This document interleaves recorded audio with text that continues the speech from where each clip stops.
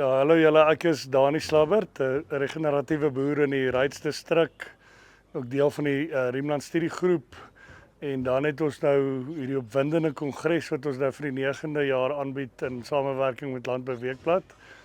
En dis vir ons baie lekker om 'n bietjie hoop dalk te gee en om positiwiteit te stimuleer in die landbou. Ons hou baie daarvan om saam met die natuur te boer. Dit is maar ons hoofdoel, om ons grond op te pas, om ons grondgesondheid en dan ook om natuurdienste te kan kry. So ons baie gefokus op dit en dan wat vir ons baie belangrik is en hoekom ons die kongres aanbied en ook deel is om boere te stimuleer en positiwiteit,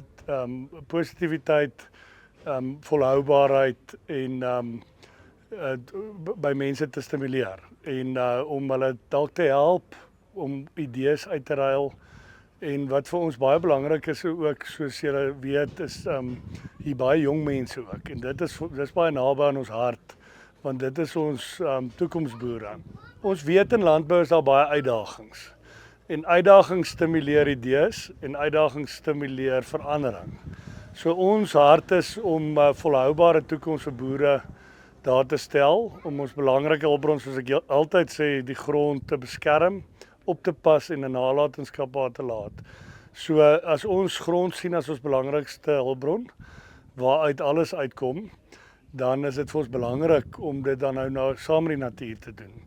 En hoe meer ons saam met die natuur kan werk, hoe meer dienste ons by die natuur kan kry, hoe meer volhoubaar kan ons vir die toekoms boer.